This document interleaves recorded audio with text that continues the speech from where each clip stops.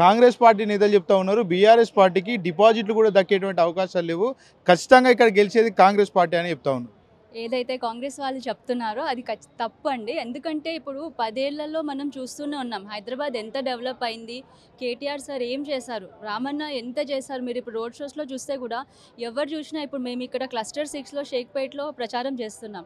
ఏ ఇంటికి వెళ్ళినా మేము ముందు చెప్పే లోపే వాళ్ళే మేము కేసీఆర్ సార్కి ఓటేస్తాం, బీఆర్ఎస్ని గెలిపించుకుంటాము, మేము సుంతమ్మకి వేస్తాము అని. ఎందుకంటే ఇంతకుముందు ఇక్కడ ఎవరైతే ఎమ్మెల్యే గారు ఉన్నారో మాగంటి గోపీనాథ్ గారు ఈ జూబ్లీ హిల్స్ని డెవలప్ చేయడానికి ఆల్మోస్ట్ 5328 crores ఖర్చు పెట్టారు. అంతేకాకుండా 2,11,12 మందికి బెనిఫిట్స్ ఏవైతే ఉన్నాయో అవి తీసుకొని వెళ్ళారు. వాళ్ళు ఏదైతే అంటున్నారు కాంగ్రెస్ వాళ్ళు మేమే గెలుస్తాము వీళ్ళు ఓడిపోతారు అనికి ఎందుకు ఓటు ఎందుకు వేయాలి వాళ్ళు ఒకటి చెప్పమన్నాను. ఎందుకంటే వాళ్ళు 420 హామీలు ఇచ్చారు, దాంట్లో ఏది కూడా ఫుల్ఫిల్ చేయలేదు. ఫ్రీ బస్ ఇచ్చారు, మహిళలకి ఫ్రీ చేశారు, బట్ మేల్స్కి పిల్లలకి డబుల్ చేశారు. సో ఇచ్చినట్ట తీసుకున్నట్ట అక్కడ అవసరమే లేదు. అక్కడ కరెంటు అన్నారు, ఇప్పుడు కేసీఆర్ గారి ప్రభుత్వంలో ఉన్నప్పుడు ఐరన్ వాళ్ళకి కానీ బార్బర్స్కి వాళ్ళందరికీ ఫ్రీ పవర్ ఉంది, ఇప్పుడు బిల్లులు ఇస్తూ ఉన్నారు. ప్రజలు ఇప్పుడు జూబ్లీ హిల్స్లో ఎలక్షన్స్ అన్నది ఒక ప్రతినిధిని ఎంచుకోవడమే కాదు, మనం మన హైదరాబాద్ని తెలంగాణను ఏ దిశగా పంపించాలి అనడానికి తీసుకునే నిర్ణయం ఇది. ఏదైతే నియోజకవర్గంలో కాంగ్రెస్ అభ్యర్థిని కనుక గెలిపించకుంటే సంక్షేమ పథకాలు ఆగిపోయేటువంటి పరిస్థితి ఏర్పడుతుంది అంటూ ముఖ్యమంత్రి రేవంత్ రెడ్డి చెప్తా ఉన్నారు. ఇప్పటిదాకా ఏది నెరవేర్చారని ఇప్పుడు గెలిపిస్తే కొత్తగా చేస్తారండి. కనీసం ఇప్పుడు ఆయనకు ఒక జట్కా ఇచ్చి ఓడగొడితే అన్న ఇప్పటికన్నా రియలైజ్ అవుతాడు. ఇప్పుడు అదే మీరు ఓటేసి గెలిపించారనుకోండి, నేను ఏం చేయకపోయినా ప్రజలు నాకు ఓటేస్తారు, మా కాంగ్రెసే గెలుస్తుంది అన్న ధీమాతోటి ఉంటారు. ప్రజలు ఇంకా నష్టపోతారు తప్పించి దాంతో బెనిఫిట్ అవేది ఏది ఉండదు. బెనిఫిట్ అవ్వాలి అంటే ఓడగొట్టండి, ఓడగొడితే అన్న రియలైజ్ అవుతారు. ఇప్పుడు ఒక తప్పు చేస్తే నువ్వు తప్పు చేసావు అని చూపిస్తే కదండి కరెక్ట్ చేసుకుంటారు. అలా కాకుండా నువ్వు ఎన్ని 10 తప్పులు చేసినా నేను సపోర్ట్ చేస్తూనే పోతే నష్టపోయేది ఏంటి? వాళ్ళు సుధరాయించాలి అంటే జట్కా ఇవ్వాల్సిందే అండి. కాలం పాటు మాగంటి గోపీనాథ్ ఎమ్మెల్యేగా ఉన్న అభివృద్ధి ఏం చేయలేదు, అభివృద్ధి గురించి ఎప్పుడు కూడా మాట్లాడలేదు అంటూ కూడా రేవంత్ రెడ్డి చెప్తా ఉన్నారు. అభివృద్ధి చేయలేదు అంటే ఇప్పుడు సెన్సస్ తీసుకుంటే మీకు క్లియర్గా 5328 crores జూబ్లీ హిల్స్ కాన్స్టిట్యున్సీకి మాత్రమే ఖర్చు పెట్టారు. డెవలప్మెంట్ కళ్ళ ముందు ఉంది కదండి, కనిపించట్లేదా? చేయలేదు అంటే కళ్ళ ముందు ఉంది కదా, ఇంక దానికి ఆన్సర్ చెప్పాల్సిన అవసరం లేదు అనిపిస్తుంది. ప్రజలందరూ చూస్తున్నారు, వాళ్ళకు కూడా తెలుసు. ఇప్పుడు 2 ఏళ్లలో 10 సంవత్సరాలు వెనక్కి తీసుకెళ్ళిపోయారు హైదరాబాద్ని. ఏం చేశారండి డెవలప్మెంట్? మాట్లాడడమే రాదు, పనులు ఏం చేస్తుంది అంటూ కూడా కాంగ్రెస్ నేతలు ప్రజల వద్దకు వెళ్ళి ప్రచారం చేస్తా ఉన్నారు. ఒక ఆడబిడ్డ గురించి అలా మాట్లాడొద్దండి. ఎవరైనా ఇప్పుడు బయటకు వచ్చినప్పుడు పరిస్థితులను బట్టి అనుకూలంగా మారుతారు. మీకేం తెలుసు, మాట్లాడని ఎలా మీరు ఒక కన్క్లూజన్కి వస్తారు? ఇప్పటిదాకా ఆవిడ రాలేదండి బయటికి, ఎందుకంటే గోపీనాథ్ గారు ఉన్నారు కాబట్టి ఆమె రాలేదు. ఇవాళ ఆయన చనిపోయారు కాబట్టి వాళ్ళ వైఫ్ బయటికి వచ్చింది. మీరు ఏమి చూడకుండానే ఎలా కన్క్లూజన్స్కి వస్తారు? మాట్లాడడానికి రాదు. మాట్లాడడమా కాదండి, మన పనిలో చూపించాలి, మాటల్లో కాదు చేష్టలో చూపించాలి. అభ్యర్థి పరస్పదం కూడా వివాదాస్పద వ్యాఖ్యలు చేస్తూ ఉన్నాడు. బీఆర్ఎస్ నేతలు ఎలాంటి కౌంటర్ చేయదలుచుకున్నారని? ప్రజలు అన్నీ వింటున్నారు, అన్నీ చూస్తున్నారు. నిన్న ఒక మీటింగ్లో మేము లేకపోతే ముస్లిమ్స్ లేరు, అది చాలా తప్పండి. ఎవరు ఉన్నా లేకపోయినా మనం ఇది సెక్యులర్ కంట్రీ, అందరికీ రైట్ ఉంది, అందరూ మంచిగా ఉంటారు. మా గవర్నమెంట్ ఉంటేనే మీరు ఉంటారు అనడం అది చాలా తప్పు. అది అందరూ వింటున్నారు, చూస్తున్నారు. సో వాళ్ళే ఒక నిర్ణయాన్ని తీసుకుంటారు అని.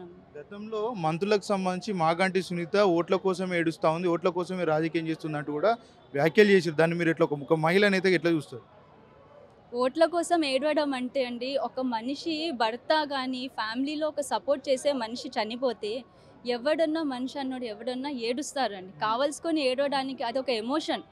ఓటుల కోసం ఏడ్చి అడగాల్సిన అవసరం లేదు అని నేను అనుకుంటాను. అది చాలా తప్పు. ఒక ఆడబిడ్డ గురించి అలా మాట్లాడడం కూడా చాలా తప్పండి. ఎవరికన్నా బాధ అయితేనే కంట్లో నీళ్ళు వస్తాయి కానీ యాక్టింగ్ చేయాల్సిన అవసరం లేదు అని నేను అంటాను. నవీన్ యాదవ్ స్థానికుడు, ప్రజలకు సేవ చేసిండు, ఖచ్చితంగా నవీన్ యాదవ్నే ప్రజలు పట్టం కట్టిస్తారంటూ కూడా కాంగ్రెస్ పార్టీ నేతలు విస్తృతంగా ప్రచారం చేస్తూ ఉన్నారు. ఈ నేపథ్యంలో మాగంటి సునీత అనేది నాన్ లోకల్ అంటూ కూడా వాళ్ళు ప్రచారం చేస్తూ ఉన్నారు. ఇప్పుడు ఒక కాన్స్టిట్యున్సీ తీసుకుంటే దాంట్లో చాలా డివిజన్స్ ఉంటాయండి. ప్రతి డివిజన్లో అయితే మనం ఇల్లు కట్టుకొని ఉండలేము, ఒక డివిజన్లో ఉంటాం. ఆ కాన్స్టిట్యున్సీలో మొత్తం అన్నీ కవర్ అవుతాయి. సో ఆవిడ జూబ్లీ హిల్స్ కాన్స్టిట్యున్సీకే బిలాంగ్ అవుతారు. సో లోకలే కదండి. యూసుఫ్ కూడా ఒక డివిజన్ అన్నప్పుడు, వాళ్ళు ఉండే ఏరియా కూడా అందులో ఒక డివిజన్ అన్నప్పుడు నాన్ లోకల్ అని ఎలా అంటారు? ప్రతి ఒక్కరు లోకల్ అయ్యే ఉండాలని రూల్ ఏం లేదు కదండి. ఇప్పుడు రేవంత్ రెడ్డి కూడా రామన్న అంటున్నాడు. తీసుకుంటే సిరిసిల్లలో ఎమ్మెల్యే కదండి, ఉండేది హైదరాబాద్లో కదా. లోకల్ నాన్ లోకల్ అన్న పాయింట్ రావాల్సిన అవసరం లేదు, సేవ చేయడానికి ఎక్కడైనా చేయొచ్చు. ముఖ్యమంత్రి రేవంత్ రెడ్డి కూడా పక్క నియోజకవర్గంలోనే ఆయన నివాసం ఉంటుంది. ఇక్కడ పరిసర ప్రాంతాలు కూడా బాగాలేవని ప్రజలు చెప్తా ఉన్నారు. రేవంత్ రెడ్డి ఎందుకు ఇక్కడ కేంద్రీకరించట్లేదు, ఇక్కడ ఎందుకు పనులు చేయట్లేదు అంటూ కూడా కొంతమంది విమర్శలు వినిపిస్తూ ఉన్నారు. ప్రధాన కారణం ఏముంటుంది? అదే పాలన లోపం అనుకోవచ్చా, లేకపోతే ప్రభుత్వ లోపం అనుకోవచ్చు? రెండు ఉండొచ్చండి. ప్రభుత్వం కూడా ఇప్పుడు ఆయన డెవలప్ చేయడానికి ఫండ్స్ తేవాల్సింది ముఖ్యమంత్రి. అట్లాంటిది ఆయన్నే చేతులు ఎత్తేసి నన్ను చూస్తే ఎక్కడ అప్పు పుట్టట్లేదు, నన్ను రానివ్వట్లేదు అని వ్యాఖ్యలు చేయడం కూడా అంతే తప్పండి. మిమ్మల్ని ప్రజలు నమ్మి సీఎం లాగా ఎలెక్ట్ చేసుకున్నప్పుడు డెవలప్మెంట్ అన్నది మీ డ్యూటీ, మీరు తీసుకొచ్చి డెవలప్ చేయాలి. అది కాకుండా నాకు ఎవరు ఇవ్వట్లేదు అది అని మాట్లాడడము అక్కడే చూపిస్తుందని అసమర్థత ఎంత దాకా ఉంది అన్నది.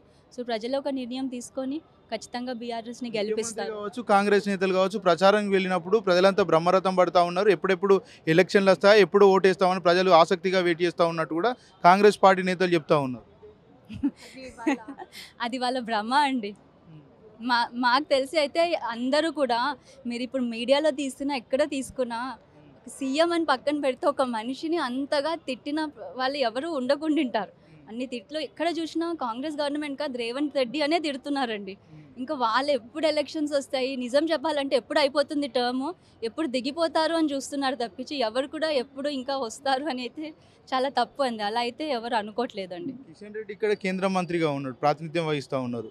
ఒకవేళ బీజేపీ పార్టీ అభ్యర్థిని గెలిపిస్తే పెద్ద ఎత్తున ఇక్కడ డెవలప్మెంట్ చేస్తాం, కేంద్రం నుంచి నిధులు తెస్తామని చెప్తా ఉన్నారు. ప్రజలు నమ్మి ఓటేసే అవకాశాలు ఉంటాయంటారా? బీజేపీ అన్నది ఎక్కడ కూడా వినిపించట్లేదండి. మేము ఇప్పుడు వెళ్తున్నాము, ఎక్కడ కూడా బీజేపీ అన్నది అయితే మా అబ్జర్వేషన్లో అయితే వినిపించడం లేదు. సో గెలవడము, వాళ్ళు కాంపిటీషన్ అనడం అనేది ఎంత మెజార్టీ వచ్చే అవకాశం ఉంటాయి బీఆర్ఎస్ పార్టీ? భారీ మెజార్టీతోటే గెలుస్తుందండి. जुबली हिल्स के तमाम आवाम को अस्सलाम वालेकुम रहमतुल्लाहि व बरकातुहू। हम लोग केटीआर सर के कॉन्स्टिट्यूंसी से है। सर पहले तो मैं सर का शुक्रिया अदा करती हूँ क्योंकि सर ने हमको इस इलेक्शन में शामिल करके हमें यहाँ पर एक काम करने का मौका दिया है। इस काम में हम लोग क्लस्टर नंबर 6 पे काम कर रहे हैं, जो 59 से लेकर 67 बूथ है।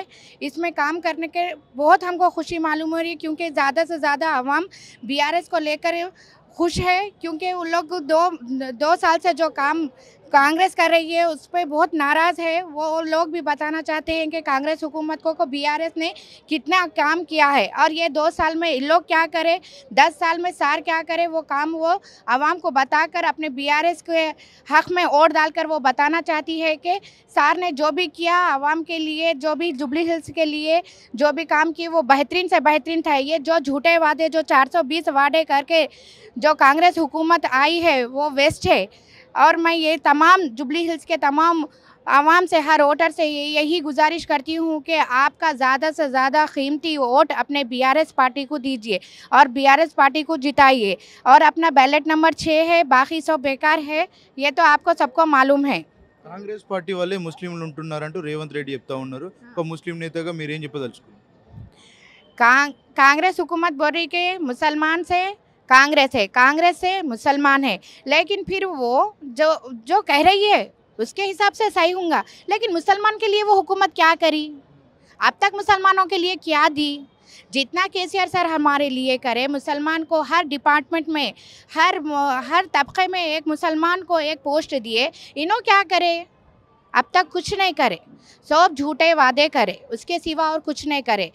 माइनॉरिटी वालों को वो क्या है, शादी मुबारक के पैसे पहुंचाए, क्या सार दिए? शादी मुबारक के पैसे मुसलमान लड़की को दिए। एक मुसलमान लड़की को, प्रेग्नेंट लेडी को लेकर वो पूरा पढ़े तक का उसका हर एक चीज़ के बारे में सार सोचे, लेकिन कांग्रेस हुकूमत अब तक कुछ भी नहीं करी। గతంలో మీ పార్టీ అధికారంలో ఉన్నప్పుడు రంజాన్ తోఫా ఇస్తుండే కదా, ఇప్పుడు ప్రజలు ఇవ్వట్లేదని మీ దృష్టికి ఏమైనా తీసుకొస్తున్నారు? తీసుకొస్తారు. ఏమి ఇవ్వడం లేదు. పండగలప్పుడు కేసీఆర్ సార్ ఉన్నప్పుడైతే మాకు ప్రతి పండుగ, బతుకమ్మ పండుగ రోజైతే తప్పనిసరిగా సారీ వస్తుండే, బతుకమ్మ సారీ అని. ఇప్పుడు అట్లాంటిది ఏది లేదు అని ముస్లిం అయినా, క్రైస్తవ అయినా, పద్మశాలి అయినా అందరూ అదే మాట అంటున్నారు. ఎంఐఎం పార్టీ కాంగ్రెస్ అభ్యర్థికి మద్దతు తెలిపింది కదా, ఏదైనా ఇంపాక్ట్ ఉండే అవకాశం ఉంటే బీఆర్ఎస్ పార్టీకి ఓటు శాతం తగ్గే అవకాశాలు ఏమైనా? అట్లాంటిది అయితే ఏం లేదు. ఎంఐఎం పార్టీ వాళ్ళు అండ్ కాంగ్రెస్ పార్టీ వాళ్ళు బీఆర్ఎస్ పార్టీ వాళ్ళకే వేస్తారని జూబ్లీ హిల్స్ ప్రజలు అయితే స్పష్టంగా చెప్తున్నారు. ఫ్రీ కరెంట్ ఇస్తామన్నారు, అవన్నీ అన్నీ అందుబాటులో ఉన్నాయని అమ్మ మీరు ప్రచారం తిరుగుతున్నారు కదా, ప్రజలు ఎవరు కోటేస్తే న్యాయం జరుగుతుందని మీ దృష్టికి తీసుకొస్తున్నారు, ఏం చెప్తున్నారు ప్రజలు? ప్రజలైతే మన మాగంటి సునీత గారికి సపోర్ట్ చేస్తున్నారండి. ఎందుకంటే ఇక్కడ లోకల్ ప్రచారం చేసినప్పుడు ప్రతి ఇంటిని మేము టచ్ చేసినప్పుడు అక్కడ నుంచి వాళ్ళకి పాజిటివ్ రెస్పాన్సే ఉంది. నెగిటివ్గా అయితే మాకు ఎక్కడ వినిపించలేదు. సో ఇంకా తను ఏడవడం గురించి అయితే చాలా కమెంట్స్ చేశారు. తప్పండి, అది చాలా ఒక ఆడపడుచు గురించి అట్లా మాట్లాడడం తప్పు. ఎందుకంటే తన ఎమోషన్స్ తను కంట్రోల్ చేసుకొని తను ముందుకు వచ్చింది. ఒక ఎమ్మెల్యేగా తన క్యాండిడేట్గా రావడం అనేది ఈ సిచ్యువేషన్లో అలాంటి వారికి మేము సపోర్ట్ చేయాల్సింది పోయి తన మీద నెగిటివ్ కామెంట్స్ తీసుకొస్తున్నారు. కానీ ఎన్ని జరిగినా ఇక్కడ లోకల్ పబ్లిక్కి ఎవరు ఏంటి అనేది తెలుసు. మేము ఇప్పుడు ప్రచారానికి వచ్చాం కాబట్టి మేము ప్రతి ఇంట్లో వెళ్ళినప్పుడు వాళ్ళు చెప్పేదాని గురించి, ఆయన చేసిన మంచి పనుల గురించి మేము వింటున్నాం. సో ఈ డివిజన్లో మేము పనిచేస్తున్నప్పుడు మేము విన్న ప్రతిదీ మాకు పాజిటివ్గానే వచ్చింది. సో ఖచ్చితంగా ప్రజలందరూ ఆమెకి సపోర్ట్ చేస్తున్నారు. మాగంటి సునీతకు పాలనపరమైనటువంటి అనుభవం లేదు, ఆమె గెలిస్తే ఏం చేయలేదంటూ కూడా కాంగ్రెస్ నేతలు ప్రచారంలో భాగంగా ప్రజలకు చెప్తా ఉన్నారు. దానికి మీరు ఎలాంటి సమాధానం ఇస్తారు? అన్న ఒకటి నేను చెప్పాలనుకుంటున్నాను, ఆడపడుచులు అందరి గురించి చెప్తున్నాను. మాకు ఒక పని చెప్తే ఆ పనిని మేము ఎలా చేయాలో మేము చేసుకోగలుగుతాం. సో మాగంటి సునీత గారు కూడా ఒక ఆడపడుచు. తను ఎమ్మెల్యే గెలిచిన తర్వాత తను ఏ పద్ధతిలో పనులు చేయాలి అనేది తనకు ఆలోచన ఉంటుంది. సో తనకి తెలిసి చేస్తుందో అలాంటివి ఏమి ఉండవన్న. ప్రతి ఆడపడుచుకి తన సొంతంగా ఈ పని ఇస్తే తను ఎలా చేయాలి, ఇంట్లో 10 పనులు మేము హ్యాండిల్ చేయగలుగుతున్నప్పుడు ఇలాంటివి చాలా చేయగలుగుతామన్న. ముఖ్యమంత్రి రేవంత్ రెడ్డి ప్రచారంలో భాగంగా చెప్తా ఉన్నాడు, 1 కోటి మంది మహిళలను కోటీశ్వరాలను చేస్తాం, మహాలక్ష్మి పథకం కింద అనేక పథకాలు ఇస్తూ ఉన్నాం, ఫ్రీ కరెంట్ ఇస్తున్నాం, 500కి గ్యాస్ సిలిండర్ ఇస్తూ ఉన్నాం, ఇట్లా అనేక పథకాలు మహిళలకు చేరవేస్తున్నాం, మహిళలంతా మా వైపే ఉన్నారు, మాకు ఖచ్చితంగా ఓటేస్తారంటూ కూడా వాళ్ళు ధీమా వ్యక్తం చేస్తూ ఉన్నారు. నిజంగానే మహిళలంతా మరి కాంగ్రెస్ వైపు ఉన్నట్టు మీకు కనబడతా ఉందా, లేకపోతే బీఆర్ఎస్ వైపు ఉన్నారనుకోవచ్చు? అన్నా ఇప్పటివరకు ఇచ్చిన పథకాలలో ఏ పథకం వచ్చిందో మాకైతే తెలియదు, ఆ ఫ్రీ బస్ తప్ప. ఫ్రీ బస్ అని పెట్టి అంటే ఆడవాళ్ళకి ఫ్రీ ఇచ్చారు, మగవాళ్ళకి రేట్లు పెంచేశారు. అంటే అక్కడే మీకు అర్థమైపోతుంది. సో ఆయన ఇచ్చిన పథకాలు నిజంగా జరిగి ఉంటే మాట్లాడేవారేమో. ఏ పథకాలు టైంకి జరగలేదు. అంటే మన తెలంగాణ ఒక మంచి లెవెల్కి వెళ్ళింది అనుకున్న టైంలో మళ్ళీ డౌన్కి వచ్చింది. అంటే నేను చూసినంత వరకు మళ్ళీ 9 ఏళ్ళు వెనకకి వెళ్ళిపోయినాం మనం, అందులో ఏం డౌటే లేదు. కేసీఆర్ గారు ప్రతిదీ పర్టికులర్గా ఇలా జరగాలి అనే ఒక మంచి ప్లాన్గా వెళ్తే ఆ ప్లాన్స్ అంతా ఖరాబ్ అయిపోయినాయి అన్న. ఇప్పుడు ప్రజెంట్ మనం ఉన్న సిచ్యువేషన్ చాలా వరస్ట్ సిచ్యువేషన్. ఆడవాళ్ళు మగవాళ్ళు ఇవన్నీ అన్ని పక్కకు పెట్టండి, పబ్లిక్ ముందు మనం ఆడవాళ్ళకి చేస్తే ఎలా అవుతుంది, మగవాళ్ళకి. రేవంత్ రెడ్డి ప్రధానంగా చెప్తా ఉన్నాడు, 1 కోటి మంది మహిళలను కోటీశ్వరాలని చేస్తూ ఉన్నారు. మహిళలంతా కూడా మరి కాంగ్రెస్ పార్టీ గెలిస్తే, ఒకవేళ ఇక్కడ అభ్యర్థి గెలిస్తే మమ్మల్ని అందరినీ కూడా కోటీశ్వరాలు చేస్తారని వాళ్ళకు కూడా ఒక హోప్ ఉంటుంది కదా, వాళ్ళు కూడా అటువైపు ఓట్లేసే అవకాశాలు కూడా ఉంటాయి. అంటే ఒక ఇంట్లో ఆడవాళ్ళే ఉంటారు కదండి. 1 కోటి మంది మహిళలు అంటే 1 కోటి మంది మహిళలు కోటీశ్వర్లు అయితే మగవాళ్ళందరూ పిచ్చిపోలు అవుతారా? కాదు కదా. అందరం ఫ్యామిలీ అంటే అందరం వస్తాం. సో ఆయన చెప్పినట్టు నిజంగా కోటీశ్వరులు అవ్వాలంటే ముందు బేస్ అసలు వాళ్ళకి ఏం కావాలని తెలియాలి. 2500 ఇది అనౌన్స్ చేశారు కదా, ఆశ పెట్టుకొని కూర్చున్నారు ఆడవాళ్ళు చాలా మంది. నిజంగా దేనికైనా వస్తుందేమో, ఇంటి ఖర్చుకి ఏదైనా వస్తుందేమో అనుకున్నారు. ఏదది ఆ 2500 ఎక్కడ వెళ్ళాయి? అవి అసలు దాని గురించి మాట్లాడింది లేదు. ఏదో కోటీశ్వరులను చేస్తాం, కోటీశ్వరులను ఎందుకు చేస్తారంటే వద్దు, మాకు కోటీశ్వరు అవ్వాలని లేదండి. మాకు ప్రస్తుతం ఉన్న పరిస్థితులలో మంచిగా ముందుకు ఎలా వెళ్ళాలి, ఎలా చదువుకోవాలి, ఎలా సంపాదించుకోవాలి అనే వాటి గురించి వాళ్ళు ఏం చెప్తారో కావాలి. అదేదో కోటీశ్వరులు అయిపోతారు అలాంటి ఆశలు ఏం మిడిల్ క్లాస్ ఆడవాళ్ళకైతే ఆ కోటీశ్వరులు అవ్వాలని ఆలోచన లేవు. బతకాలి, మనం మంచిగా బతకాలి, మనతో పాటు మన ఫ్యామిలీ బతకాలి, బయటికి వెళ్తే ప్రొటెక్టివ్గా వెళ్ళాలి, మేము అలాంటివి కావాలి మాకు, అంతే. సో ఆయన ఏదో అనేస్తుంటారు. ఇప్పుడు నేను ఆయన గురించి మాట్లాడినప్పుడు రేవంత్ రెడ్డి గారు ఏదైతే మాట్లాడుతుంటారో ప్రతిసారి కేసీఆర్ గారిని, కేటీఆర్ గారిని వాళ్ళందరినీ ఏదో ఒకటి అంటూ బయటికి వెళ్తున్నారు తప్ప ఆయన ఒక సీఎం అంటే ఒక పొజిషన్లో ఉన్న ఆయన ఒక పద్ధతిగా మాట్లాడాలి. ఏది పడితే అది అనేస్తాను, ఏది పడితే అని మాట్లాడతానని కరెక్ట్ కాదు. సో చాలా చూసుకొని మాట్లాడండి మన రేవంత్ రెడ్డి అన్న. ఎలా పడితే అలా మాట్లాడితే వినడానికి ఎవరు రెడీగా లేరు. ఇక్కడ ఆడవాళ్ళే వినడానికి ఫస్ట్ రెడీగా లేరు. ఎందుకంటే కేటీఆర్ గురించి అనుచితంగా మాట్లాడినప్పుడు ఆయన కూడా అదే పద్ధతిలో మాట్లాడొచ్చు, కానీ వాళ్ళు మాట్లాడరు అలా. వాళ్ళు ఒక పొజిషన్లో ఉన్నా లేకున్నా కేటీఆర్ అంటే కేటీఆరే, కేసీఆర్ అంటే కేసీఆరే, అంతే. అంటే డిఫరెంట్ ఏమైనా కనబడుతుందా ప్రజల్లో? ఎందుకంటే గతంలో 10 ఏళ్ల కాలం పాటు బీఆర్ఎస్ ప్రభుత్వం చూసిరు, ఇప్పుడు 2 ఏళ్ల కాలం పాటు కాంగ్రెస్ ప్రభుత్వం చూస్తూ ఉన్నారు. డిఫరెంట్ ప్రజలు ఏమైనా చెప్తా ఉన్నారా? ఖచ్చితంగా అన్న.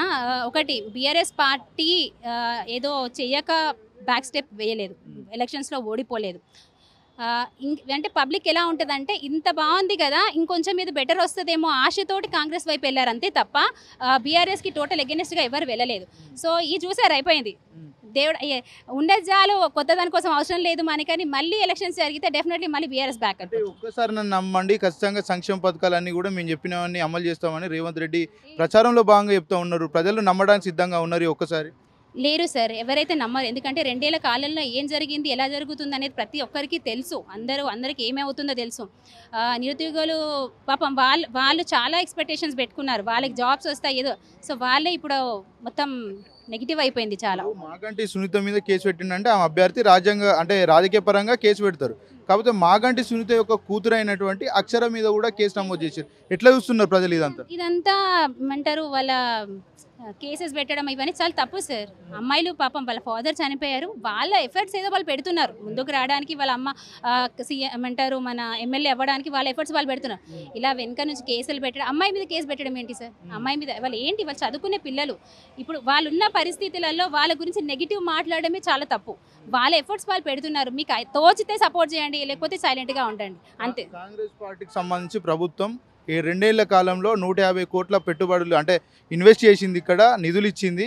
ప్రజలంతా మా వైపే ఉన్నారు, ముందు ఇంకా పెద్ద ఎత్తున కూడా ఇక్కడ పెట్టుబడులు పెడతాం, నిధులు ఇస్తామంటూ కూడా కాంగ్రెస్ పార్టీకి సంబంధించినటువంటి నేతలు ప్రజల వద్దకు వెళ్తూ ఉన్నారు. వెళ్ళినప్పుడు ప్రజలు కూడా బ్రహ్మరథం పడుతూ ఉన్నారు కాంగ్రెస్ నేతలకు అని కూడా చెప్తా ఉన్నారు. అలాంటి పరిస్థితులు ఎక్కడన్నా మీకు కనబడతా ఉన్నాయా? ఎక్కడ అలాంటి పరిస్థితి లేవు సార్. ఆల్రెడీ ఉన్న కంపెనీస్ అన్ని బయటికి వెళ్ళిపోతాయి. కేటీఆర్ సార్ ఒక డ్రీమ్ క్రియేట్ చేశారు అందరికీ. ఐటీ కంపెనీస్ కానివ్వండి, మీరు టెక్స్ట్ ఏదైతే చూస్తున్నామో ఇప్పుడు కంపెనీస్ వెళ్ళిపోతున్నాయి. ఫండ్స్ అనేటివి మనకు రావాలా, ఫండ్స్ రిటర్న్ వెళ్ళిపోతున్నాయి అంటే అర్థం ఏంటి, మన స్టేట్ బ్యాక్ వెళ్ళినట్టే. సో అలాంటి సిచ్యువేషన్లో ఉండి మేము ఏదో చేసాము అవుతుంది అంటే ఎవరు నమ్మడానికి రెడీగా లేరండి. ఇక్కడ జూబ్లీహిల్స్ నియోజకవర్గంలో బీఆర్ఎస్ పార్టీకి సంబంధించి మీరు గత కొద్ది రోజులుగా తిరుగుతూనే ఉన్నారు ప్రచారంలో భాగంగా. ఎంత మెజార్టీ వచ్చే అవకాశాలు ఉంటాయంటారు? యాక్చువల్లీ ప్రతి బూత్ నుంచి ప్రతిదీ చాలా ఇంతగా మనం వర్క్ చేస్తున్నాం సార్. ఒక 20,000 ఓట్స్తో పాటు మెజారిటీలో వెళ్తుందనే ఆలోచనలో ఉన్నాం అందరము. డెఫినెట్లీ మెజారిటీ అయితే వస్తుందండి. సింపతితోటని కాదు, ఆయన చేసిన మంచి పనులు, మాగంటి గోపీనాథ్ గారు ఏదైతే పనులు చేశారో దానికి సంబంధించి ఇక్కడ చాలా చూసాం మేము.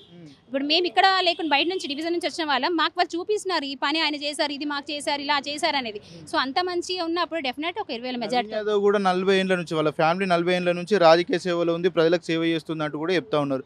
ఈ నేపథ్యంలో ప్రజలంతా కూడా వాళ్ళకు కూడా ఒక్కసారి ఛాన్స్ ఇచ్చే అవకాశాలు ఉన్నాయంటూ కూడా కొంతమంది చెప్తా ఉన్నారు. నిజంగా అట్లాంటి పరిస్థితులు ఉన్నాయంట? ఉండొచ్చు, నవీన్ యాదవ్ అన్న గారు కూడా చేసి ఉండొచ్చు మేబీ. అంటే నేను బీఆర్ఎస్ రిప్రజెంటేటివ్గా మాట్లాడుతున్నాను కాబట్టి నేను డెఫినెట్లీ నా పార్టీని చూస్తాను. అయితే నవీన్ అన్న గారికి నేను మాట్లాడాల్సి ఏమనుకుంటున్నానంటే, మీరు చెప్పే మాటలు, మీరు ఒక పొజిషన్ ఒక క్యాండిడేట్గా మీరు ఉన్నప్పుడు మీరు మాట్లాడే విధానంలో మీరు మార్చుకోవాలన్నా. మీరు బెదిరిస్తాను, అట్లా చేస్తాను, ఇట్లా చేస్తా అంటే మీరు నెగిటివ్ అవుతారు. Definitely negative. మనం బెదిరించారు అందరినీ కదా, అలాంటివి రాకూడదు.